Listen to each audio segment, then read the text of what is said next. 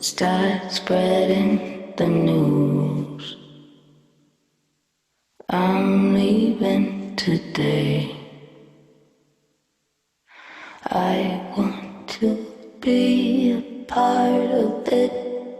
New York, New York. These vagabond shoes are longing to stray right to the very heart of it. New York, New York. I want to wake up in a city that doesn't sleep and find I'm king of the hill, top of the heap. These little town blues are melting away. I'll make a brand new start of it in old New York. If I can make it there, I'll make it anywhere. It's up to you. New York, New York. I want to wake up in a city that never sleeps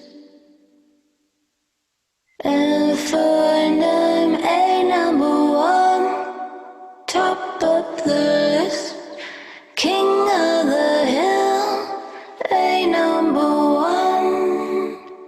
Those little town blues are melting away. I'll make a brand new start of it in old New York. If I can make it there, I'll make it anywhere. It's up to you. New York, New York. No, it's just music right now. Here they come. So just yes, I'm still moving on. Hi. Sorry, I'm a little verklempt from that song. You know, great by Daisy Dash, a great cover of New York, New York. You know, I'm a New Yorker, and this class is going to be a very New York theme. Everybody, please put yourself on mute. Okay.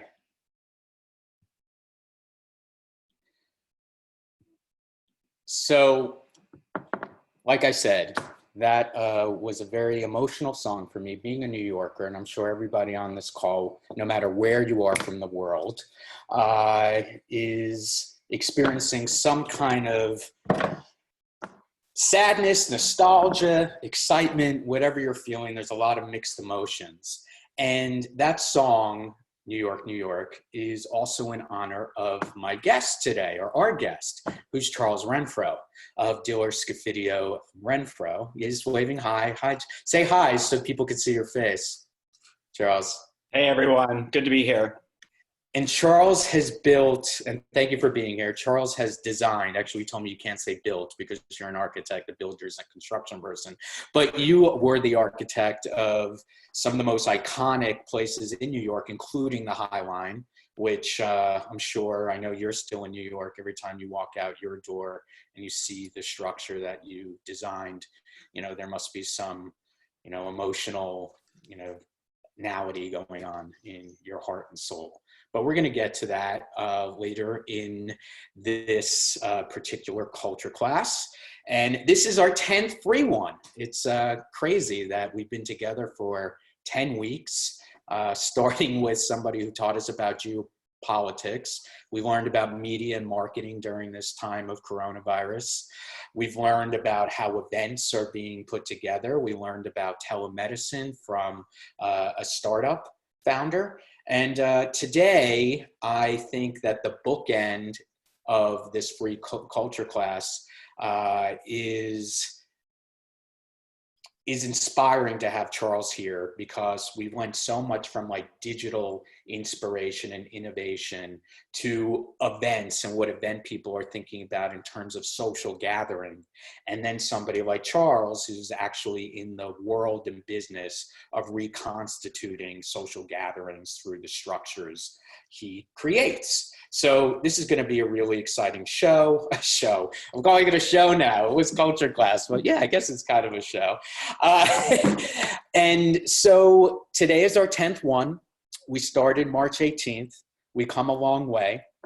And again, my name is Brad Grossman. Before I start, I'm asking for two things. One, last week we had a blurry screen. Can everybody see the slides right now? Yes? Okay, great.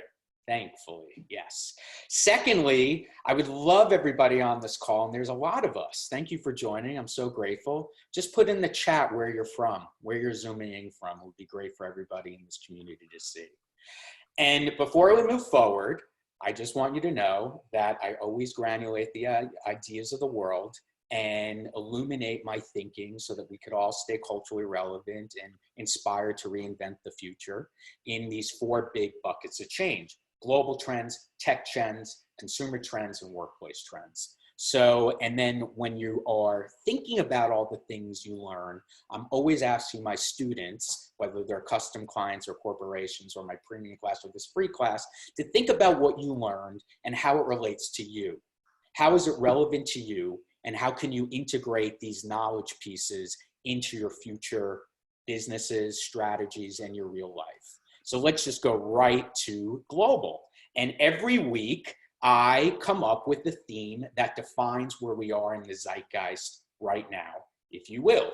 And we started with shock. We went to the Surgeon General saying this would be the worst week since Pearl Harbor. Clearly, he was wrong.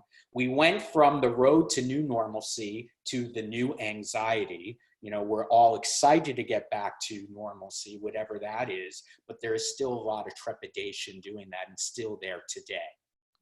Then we talked about the tale of two cities, how there were two parts of America that had different belief systems about moving forward. And then the tale of two countries, where I was illuminating this through, and this is a theme going on to this week, the discord between China and our president here. And last week, I talked about it in terms of we are in Act 2 of a 3-act movie. Act 1, well, by the way, if you don't know about movies, and I said this last week, there's an Act 1 where you get introduced to the characters in the story, Act 2 where there's rising action and relationship building, and then Act 3 is the resolution. Last week, I declared that, or I thought that we were in Act 2. And the next 3 weeks, or 3 months, I think, we're gonna get ready to actually prepare where we will be going into the fall. We hear right now that there are a lot of places in America and the rest of the world that are opening. I think we actually have the 50th state today reopening in some sort of capacity.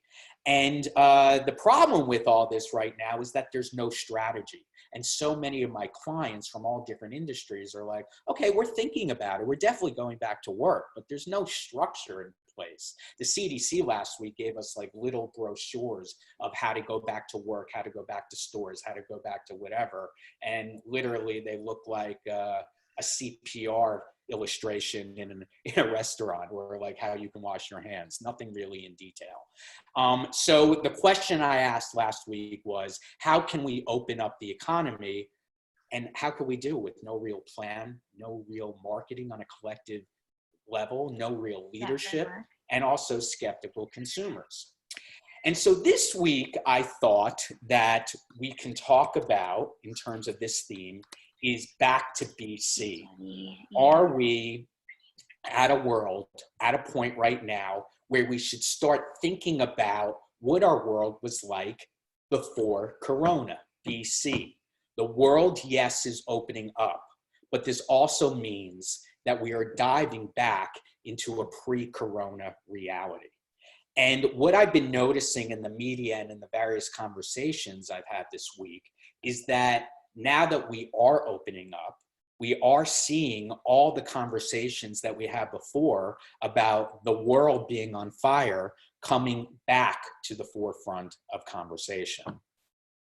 So that is what I'm thinking about right now. Okay, coronavirus, great. Let's hope that we're going to be moving on. Let's hope that we're going to reach a new type of normalcy, whatever that is. Yes, there's fear that there's going to be another outbreak. Yes, that's fear. There's fear that the economy is going to be completely destroyed on a global level.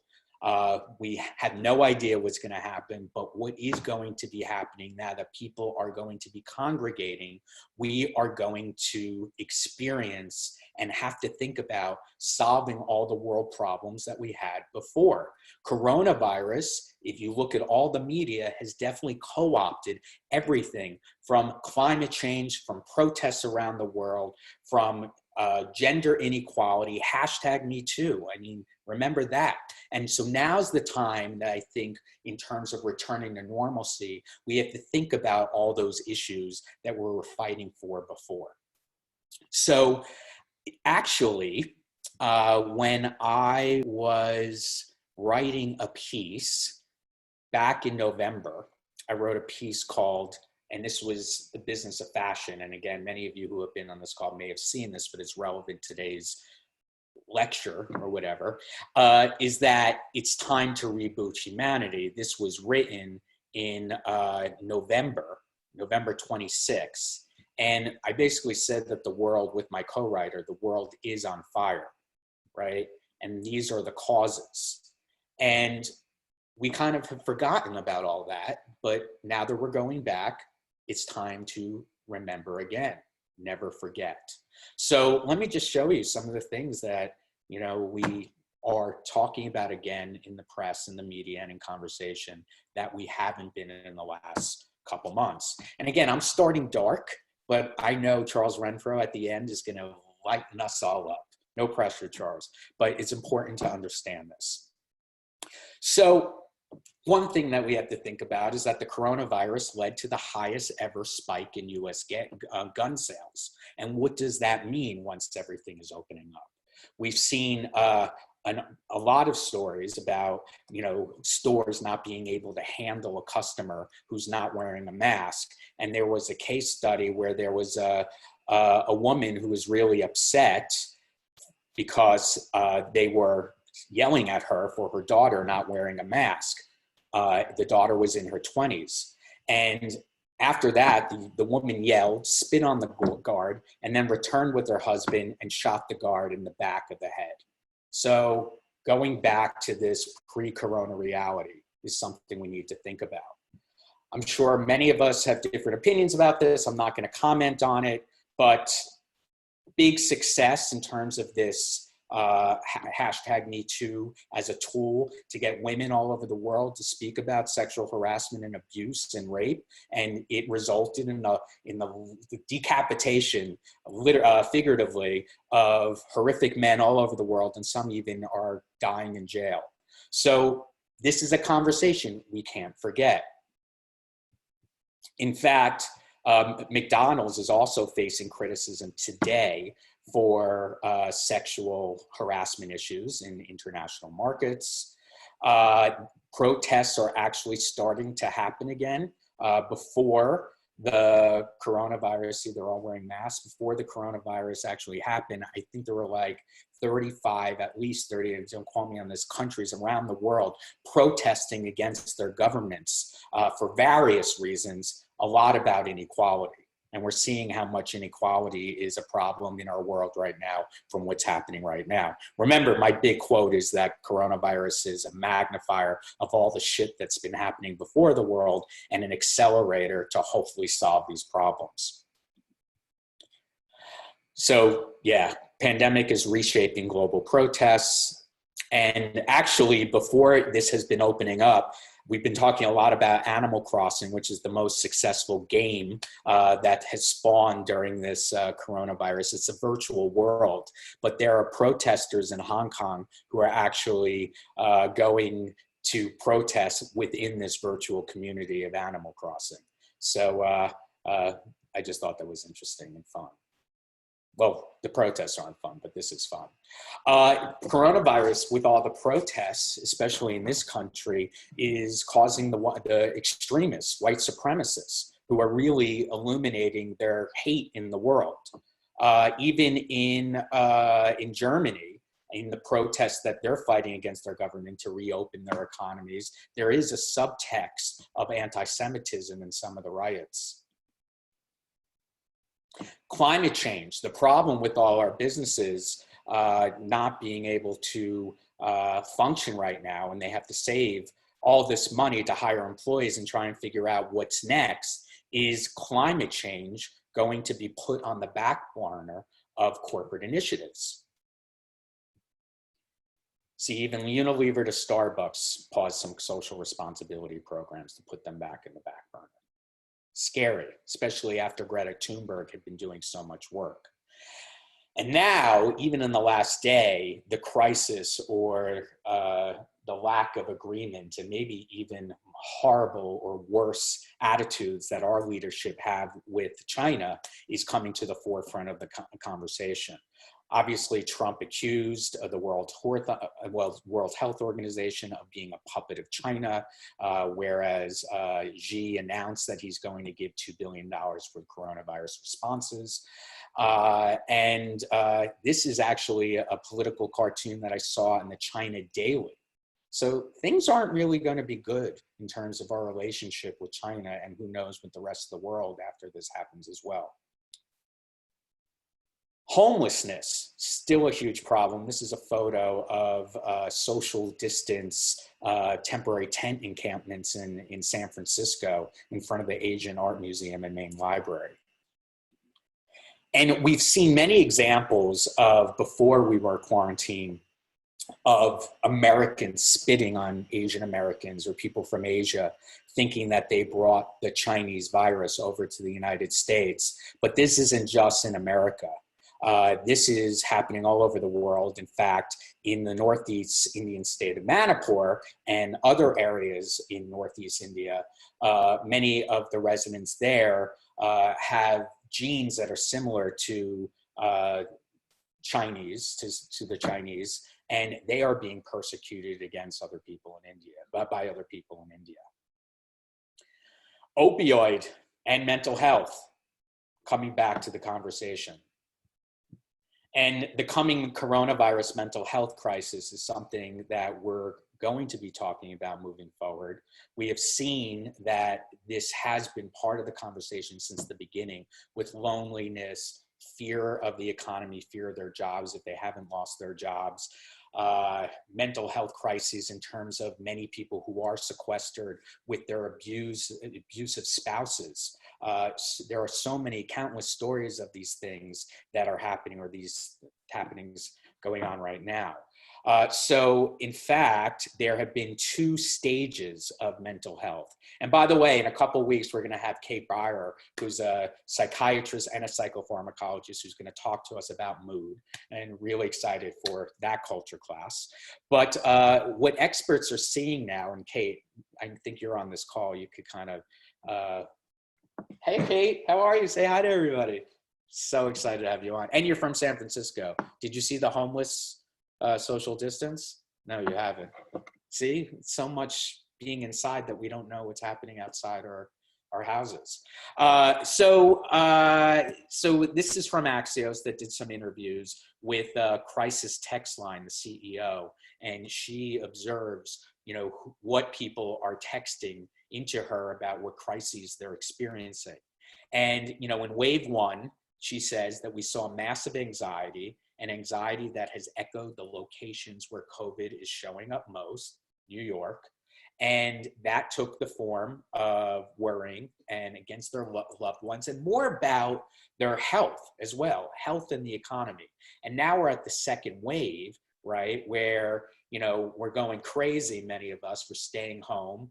And like I said, there's a lot of incidences of domestic violence, abuse, as well as economic hardships. And Nancy Lublin of the Crisis Text Line said that this has also caused an increase in texts related to domestic violence, 44% increase in sexual abuse. And a large group of the texters are actually young people between 18 and 35 who are really scared about the economy. So yes, that's something that we really need to think about. I warned you that I wasn't going to be so positive, but we as leaders do have some work to do after this is happening. Yes, we have to reconstitute our businesses. We got to figure out our lives. We have to figure out how to live in a new normalcy, but we have to also remember what has happened before. So my takeaway is that before coronavirus, because our leadership here in this country and many other countries weren't really doing enough, there were polls like the Edelman Trust Index that was saying that CEOs and brands are stepping up as political leaders, right? And even Jamie Dimon, who's the head of the Business Roundtable, basically said, and this was a year ago, I think it was April 2019, that instead of creating businesses to just appeal to your shareholders, we need to be appealing to our stakeholders, our community, to life, to making the world a better place. And there were 181 CEOs who basically signed this statement that I put right here. So, you know, many of my brand clients come to me and they're like, well, okay, we're opening up. We could be a little bit more funny. I showed you the CVS ad a couple weeks ago about how brands are becoming more innovative. They're evolving from the dreary tone of these uncertain times. But, you know, what is a good way to actually reconnect with consumers? It's basically our CEOs now need to be the chief humanitarian officers. And that is the only way that we are going to be able to survive all this. Coronavirus, like I said, is a magnifier of everything. And now it's time really to remember all those things that could really enter society again. So that's my global spiel of the week. Just popping over to, well, here's a positive thing. Okay, so in work, back to before coronavirus, there's one piece of good news. Yesterday in the Fortune 500 analysis rankings were produced, and we have an increase, if you could see, of female CEOs. And there's a lot of talk that now that our business world is being disrupted, there is research that shows struggling companies are more likely to appoint women and people of color as CEOs moving forward. So that is a positive of thinking about the great work we've been doing before the coronavirus, and hopefully we'll continue that momentum. And also, as you know, many of you know, that last year California became the first state to require that if you have 5 people on your board, 2 of the members have to be women, 6 on your board, 3 have to be on your 6 or more, 3 have to be women. So, you know, according to Deloitte, you know, we're still not at a good point. You know, 18% of North American board seats in 2018 were held by women, while 4.5% of chairs were. But this mandate, I'm sure, is going to continue, and we will see a rise in inclusion and equality in everywhere in the world if we focus on it. Tech, and then we're going to go to Charles. We're also going back to the before Corona conversation. In the beginning of coronavirus culture class, I've been talking about how Americans and other people around the world were feeling more positively on technology. I think there were like 88% of Americans who favored technology and wanted it to be in their world, whereas before 60% did not want it to be part of their world because they were scared that it was disrupting their kids' attention, increasing mental health, misinformation, causing a president that's not supposed to be in office to become president, and so many other things: addiction, false news, fake news, etc. They need to be regulated because they were getting bigger and bigger and bigger. So we've had for the last few weeks, okay, we love big tech. They're doing so many things. But the two things in tech, back to Corona, pre-Corona, is that we're finally having a tech lash again, it seems like, especially the conversation is going to mobilize as we continue to the presidential election in November. And then because of what I talked about China in terms of our war with China, verbal war with China, and financial war, there has been an update in terms of our tech war with China. And I'm just going to pop through these quickly. So Klobuchar calls for the antitrust scrutiny of tech deals. Grubhub, basically, and Uber were going to merge. And she actually called on Trump to the administration to scrutinize the merger to see if it was monopolistic. And Facebook just acquired Giphy yesterday. So big tech getting bigger. Yesterday, there was a report from the Justice Department saying that there are antitrust lawsuits against the company because they're dominating the $130 billion digital advertising market that's harming advertisers and publishers and consumers. And if you read the media press yesterday, you know, there are layoffs all over: Condé Nast, Vice, Quartz, which had been one of my favorite publications. So Google's dominance is actually causing this thing to happen. Naomi Klein, who I find to be one of the best activists in the world, she's talking about how Cuomo is in cahoots not only with Bill Gates, but also with Eric Schmidt, the former CEO of Google. And what this means is that also the tech companies are, you know, basically getting more and more power because they're needed right now.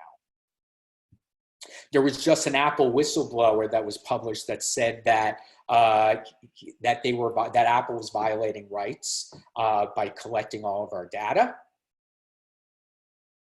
We talked about Facebook acquiring Giphy, and I talked about Facebook buying Giphy or Jiffy. There were 25% of Giphy uses on Instagram, but now they own more data of all the Giphies that we've been using.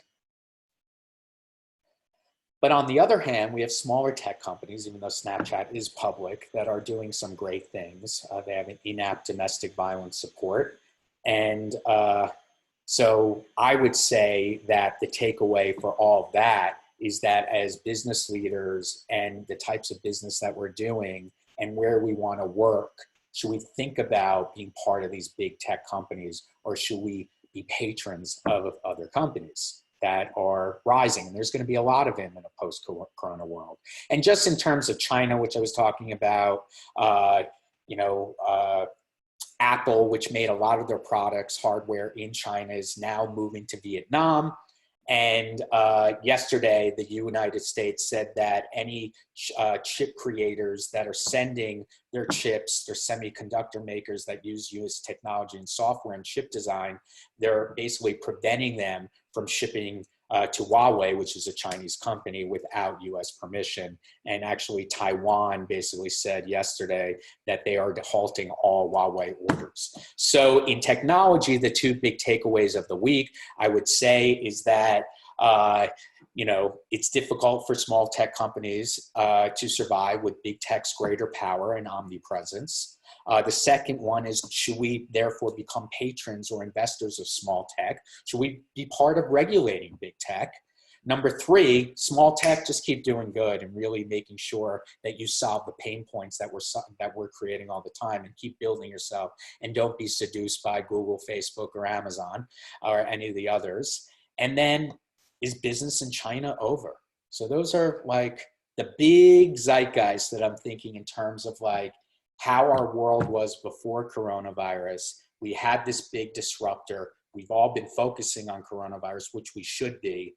We are reopening up. We're still feeling a lot of trepidation, but we have to not forget the conversations that happened before that could continue. And so that's my spiel. And now we get to the fun part. Consumers, back to before coronavirus as well. We've been talking a lot about marketing. We've been talking a lot about entertainment and the evolution in terms of using digital. And last week we talked about live events and an artist who did a mural outside Bloomingdale's boarded up walls. But now we're going to talk about permanent space and building, which is the next step. And how are all of us consumers going to socially gather in the future? And so I am excited to have for our Hearts and Minds section, the very accomplished and creative and talented Charles Renfro. Are you there? Thank you, Brad. Can you hear me? Yes, yes. Great to be here. I'm so excited to have you here too. I've known you and your work for a while. It's been so impactful for me and so many people around the world since you have created with your firm such structures all over the world. And I'm just going to zip through this quickly to highlight, of course, the Highline you designed and was the architect of that. The Shed, right? The Broad in LA. But look at all these. Look at all these. What amazing work. Wow. Oh, you do a better job of navigating my website than I do. It's beautiful, isn't it? I love this. And you're all over the world. Yeah. There's the road, right? Eco Island and South Sea Pearl. Yeah, and it keeps going and going and going. You know what? I will put it in Slack for everybody so they could explore on their own. But, or not Slack, the chat. That's what I meant. All right. So Charles, thanks for being here. Sure. And you are actually where right now? I'm in my spare room, which is now my office, my guest bedroom, my art room, my storage closet, my gym, and all the other things that you want to hide away from your main space. And where is that space located? What part? Oh, I'm in Noche. I think I wrote that on the chat. North Chelsea, Manhattan. Noche. So you're in New York, and you've been in New York the whole time. Have been, yeah. What's that been like emotionally, if you don't mind me getting right to your heart? Seeing the structures like the Highline that are no longer gathering people like they've been doing. Well, it's certainly surreal. There's no doubt about it. Our cities, whether New York or other places, have been clearly decimated by this pandemic in many, many ways, spiritually and physically. And so surreality is a kind of design strategy that we use in my firm. So in fact, seeing things anew isn't that upsetting to me, but I'd like to understand, the positive things we can draw from this weird time of upside downness and maybe think about some lessons that we can take forward from it. The first thing I'll say is our cities must continue to allow people to gather in order to continue to be cities. And I think society must have cities in order to be a thriving society and an equitable society. Cities are the only place where we can try to achieve equity. So this is a trend. When you say equity, just everybody is equal and this is the place we can attempt to start to level the playing field between socioeconomic classes and and I'm gonna get to that in a little bit because I have some very specific thoughts about it related to the pandemic. But the bigger thought is our cities are our engines, our intellectual engines, our pleasure engines, our nourishment engines. In every sense of the word, this is where we exchange ideas. This is where we grow ideas. To flee to the suburbs, to assume that you can achieve safety like there are zombies running out and about to attack you like in every kind of apocalyptic movie, by leaving town you'll be safe, is a kind of fallacy. And what we should be doing, I think, is is, looking around at the city, which is empty, and saying, this is why the city needs to be full. This is what's missing, now. And how can we, now that we have the pause, how can we start to bring our cities back in better ways? And I think that's what I think about when I look out at the city. It's weird and surreal, but it gives us an opportunity to think differently and to act. Okay, so I'm just going to go right to the jugular. Yeah. Are you in more of the intellectual jugular before it was the heart? So now that this has happened and everybody's reconstituting their image of the future of how we're going to connect with people on a social level, if we ever will, did you basically just like rip up all your blueprints of things that you're thinking about designing in the future and starting from scratch now that we have to social distance, or, everybody's talking about how everything's going to change. What's going to happen with architecture? Well, so I'll just circle back to my first response, which is some things will change, but social gathering will not change, because we as a society will not exist if we cannot socially gather in the future. We have to assume that social gathering will continue in some form.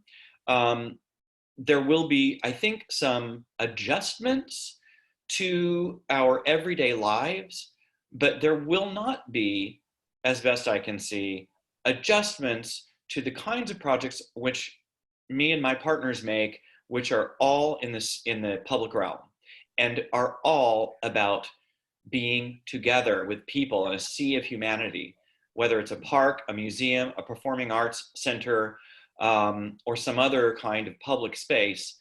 That's where we put our money, because we think we want to give architecture to as many people as we can, and we believe that socially gathering is essential, and we have to assume that it will continue.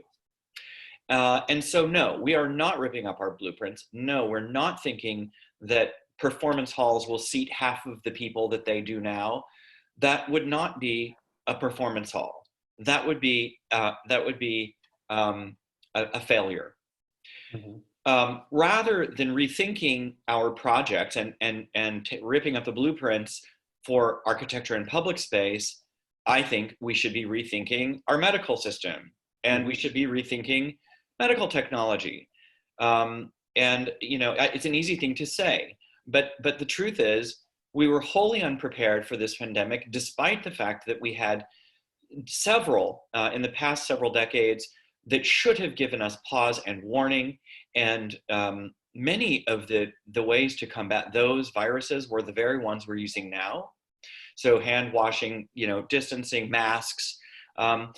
It's likely that those sort of personal PPE measures will remain in place and come and go for the foreseeable future.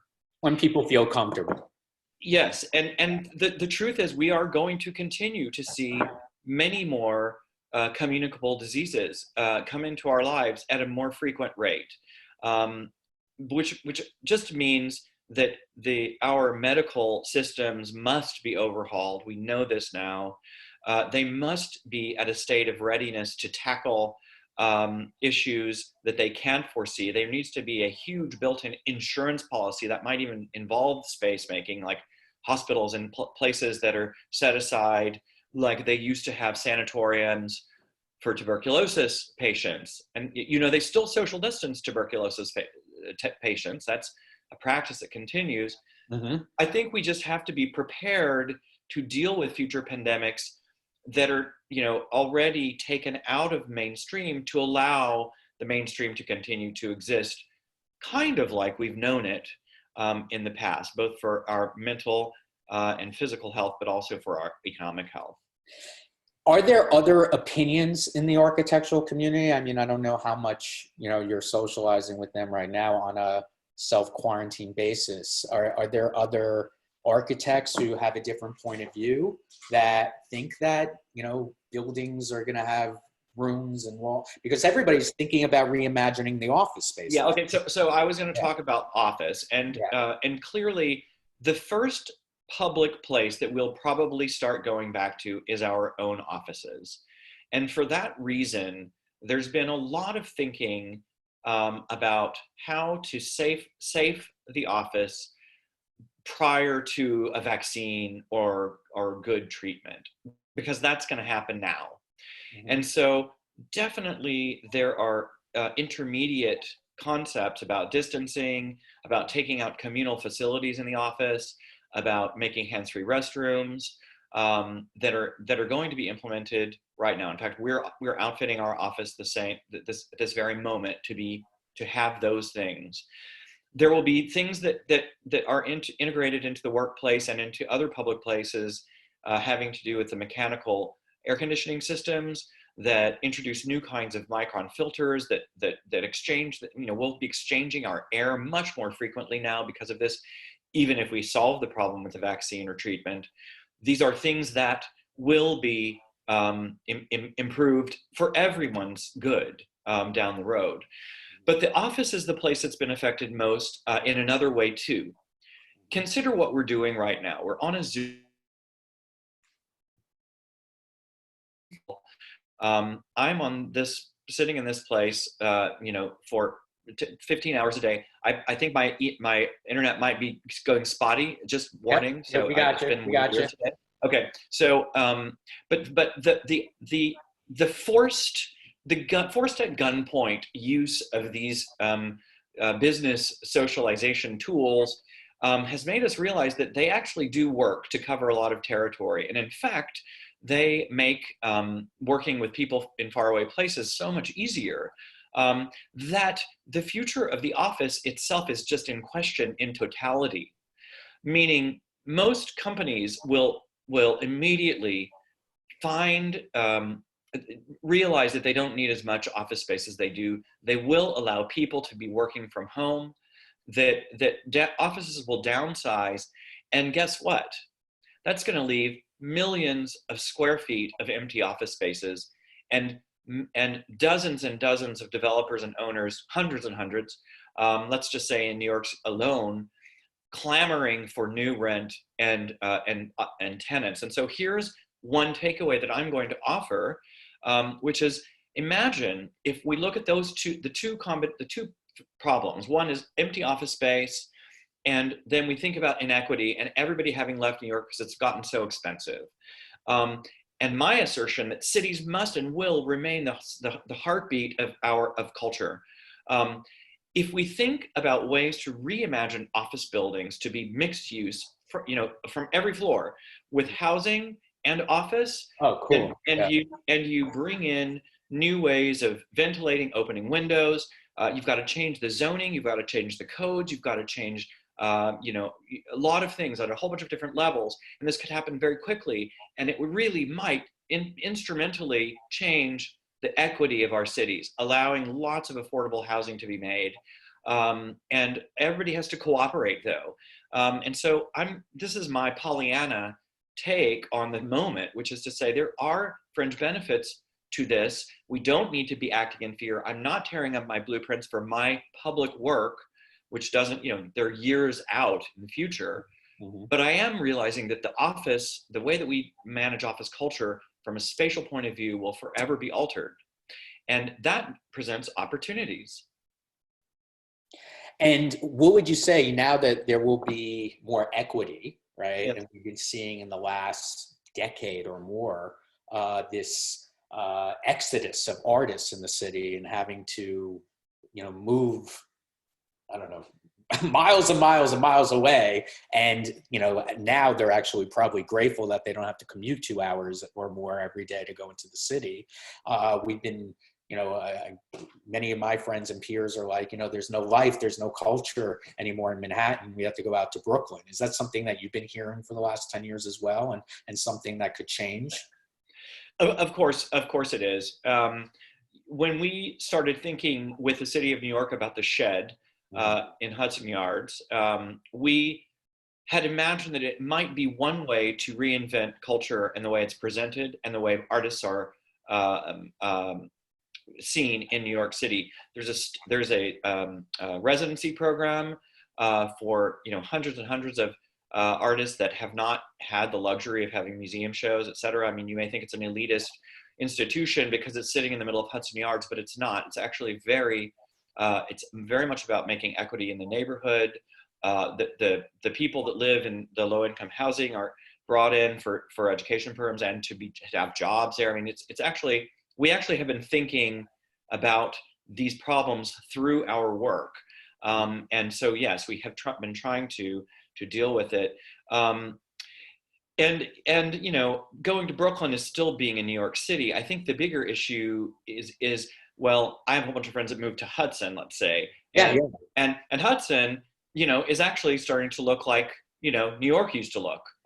There's great restaurants, but there's farm to table, and you can be outdoors, and there's actually culture, and there's performance, and there's art shows, and so, you know, there may be a kind of equalization of urbanities around, but I think we shouldn't say that that's going to save or solve the condition of urbanity in New York in particular from itself. And I do think coronavirus is one of the things that's going to help New York get saved, because all those people are leaving and offices are changing, and it allows us to rethink from a policy and architecture standpoint the way the city is made and who makes it up. Mm-hmm, mm-hmm. But then we're seeing all these stories, and I think somebody in the chat said this too, but I was thinking about that, how New Yorkers, now that we could work remotely, are leaving New York because of this experience, as well as people in Silicon Valley or who are living in San Francisco or thinking of living in other places. Because it's been really expensive and they were forced to live in these areas because they had to be closer to their jobs. But do you think there's going to be, you know, an exodus outside of these cities for a little bit? I think because the workplace is getting reinvented as we speak and as we sit here on this Zoom call, there will be a fluidity about where you're positioned, and you won't be tethered to your city for work. I think the thing that will tether people to cities are, I mean, some people for work, of course, people in the entertainment industry, people in the hospitality industry, you know, those are things that really depend on a large congregation of people to work as a business enterprise.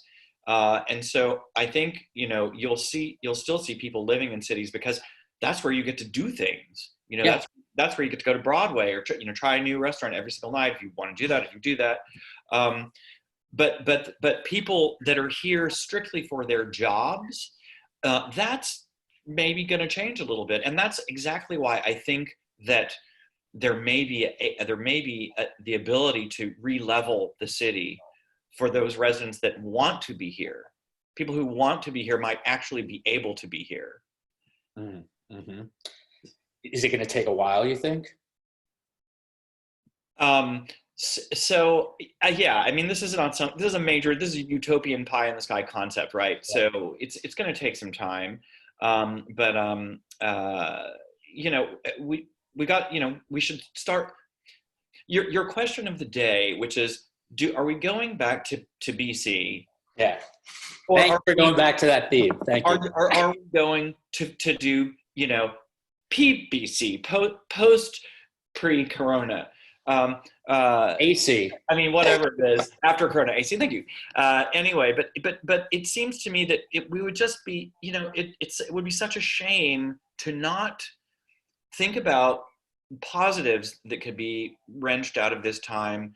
We certainly have to think about negatives, and that's why I harp on the idea of you know, the medical industry needing to change, and we all know that it goes without saying. But there are positives that can happen, and if we don't start working on them now, then how will we even know, and how will we, you know, it might take time, but I think we're going to be able to move some things forward. I'm trying to organize a kind of think tank, hopefully with the AIA New York, American Institute of Architects, to try to bring together, you know, urbanists, policymakers, sociologists, architects, designers, city planners, to rethink the city as a kind of ecosystem that I think humanity must have to continue to move forward. That's sweet. So Charles, I talked to you about this before.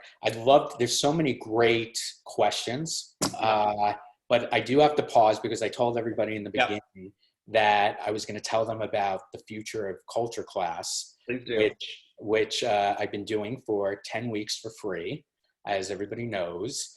And moving forward, for the next 10 weeks, I've decided in addition to the premium classes, as well as the custom corporate classes that I do, I'm going to start charging. I know it's been so hard for me to actually talk about this, but this is my life's work.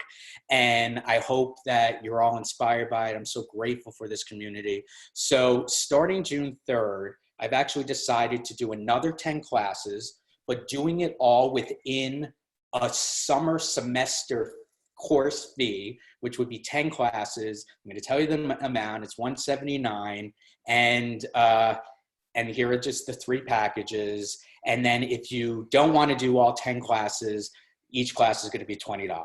So I hope that is affordable. If it's not right now, because I know it's crazy times, email me directly, brad@siteguy.com, because the worst thing I would want to do is lose any of you, because the purpose of this is for us all to be inspired to reinvent the future together.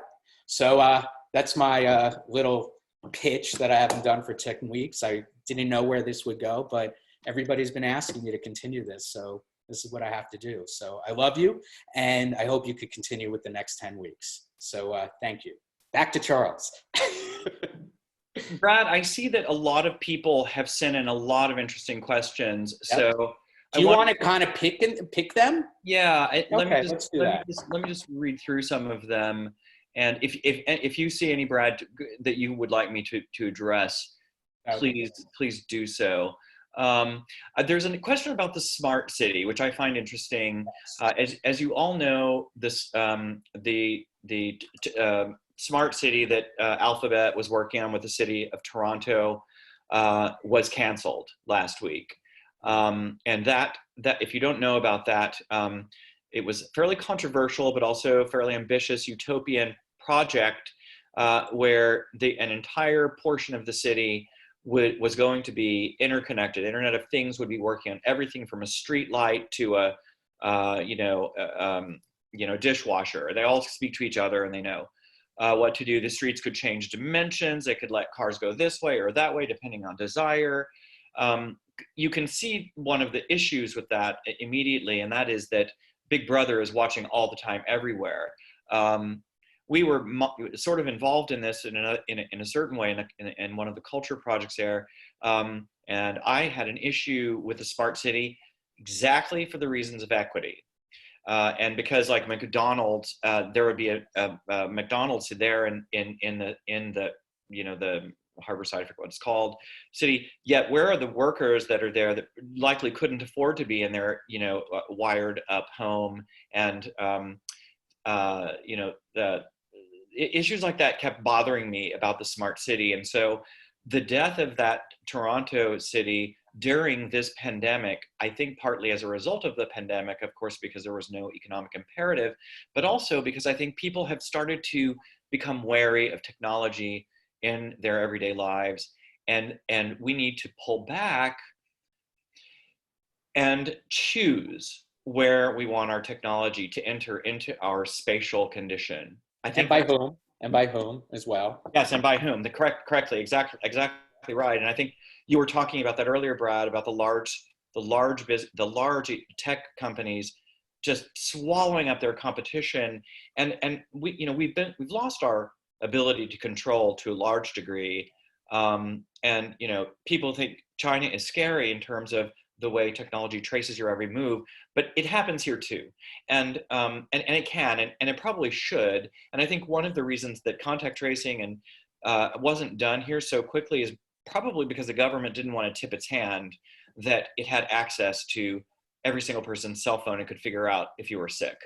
I'm sounding a little paranoid, but the truth is technology is sort of with us, and it's not announced that way. But anyway, the smart city, I think, is going to be rebooted.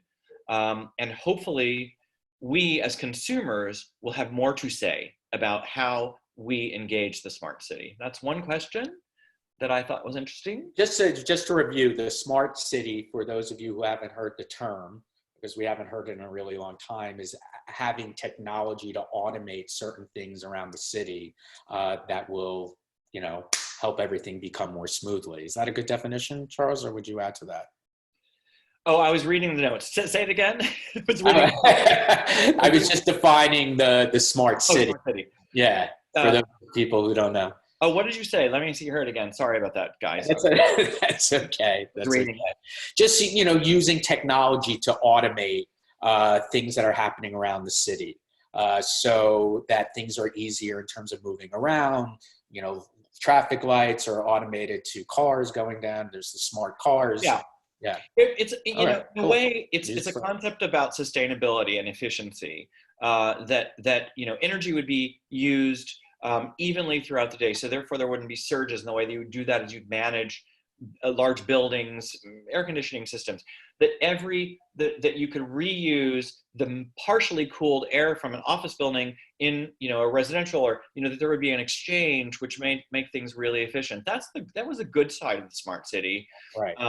But in so doing, every single person must be part of the network and be connected, and therefore monitored, controlled, and managed. And that was just a little bit scary. But yeah, it has its roots in a good place. Mm-hmm. So just to say, I'm not completely against it. How should we all be paid? Could you say how should all be paid? Never mind. Let's see. There's a lot about exodus from the city, and I think we talked about that. I think there will be less people in the city due to jobs, and I think there'll be more in the city from desire to be in the city if we can expand our ability to make affordable housing for them all, and that's something I'm going to be working on. And so let me ask you a question. In terms of what you are working on right now, are there any exciting projects that we should know about and look forward to? Of course there are. What do you think? Yeah, tell us. Or what are you most excited about? So I'm going to say something that ties back into one of the first comments you made in this class, which is China. Despite the supposition that we might have lost our trade with China, we've won two brand new projects during quarantine. Oh wow! And they're both in China, and they're both exciting public space projects that are all about public gathering, so I find, say what you will about conspiracy theories, why China all of a sudden has the money, time, the non-corona to emerge and to start hiring us again is very interesting and fascinating. You can speculate. Even the CEO of direct-to-consumer Disney. Yeah, but another thing I'm going to say, it's not to say that these are the most amazing projects that we're working on, but simply to say this is one of the most amazing circumstances under which to have gotten these projects, and therefore I find it fascinating. Second thing to say is China, as you may know, has built culture centers all over their country, hundreds. One in a Lincoln Center in every town over 1 million people. There's 68 Lincoln Center-sized facilities around China. What are they filling those things with? Who's going to watch the shows and who's putting the shows on? Well, guess what? And we're working on a couple of them. So that this is sort of by way of saying what's exciting. These are interesting. And the fact that coronavirus is likely to decimate our arts industry for some time, while I do think people will get together in a performance hall, I think the performing arts as we know it right now is going to change. And I think that China may actually pick up the slack and start hiring our performing artists and our visual artists to take up the space in those empty culture centers. And with that, I think I'm going to leave you to it. Oh, that's amazing. Okay, the last thing is that we are all from different industries here. A lot of marketers, a lot of people from consumer-facing businesses, media, architecture. Is there one life lesson now that you can delineate for us in terms of us being from all different industries, and how can we all connect over an idea that you've been thinking about? This is a surrogate social space that you've constructed, Brad, and I think it's been very successful. I've attended several of these, and I love the positivity that everybody brings to the table. You can see it in the chats. But what it says to me is that people are anxious to be back together, and that we as as citizens, not citizens, that's not the right word, as bodies and beings, we thrive and we depend on each other, or we must have each other. That's what has distinguished this species over all others, is our ability to be together, to negotiate, to socialize, to communicate. And I think that this time apart has made us realize how important it is that we work together well. And that is a slightly politically loaded question, because I think that we're seeing in many instances around the world issues where that is not the direction that we're headed. So I think that this time has got to realign us all together to be where we have been, cooperative and all working together. And going back to the thing that we were talking about in the beginning, it's time to reboot humanity. And that's really the core. That's right. So thank you, Charles, for being here. Thank you, everybody. So by the way, next week, the class is also free. So come for that when we're starting June 3rd. But we have some really exciting guests. I told you about Vivian Howard, the chef, Kate Beyer, the psychiatrist and the psychopharmacologist.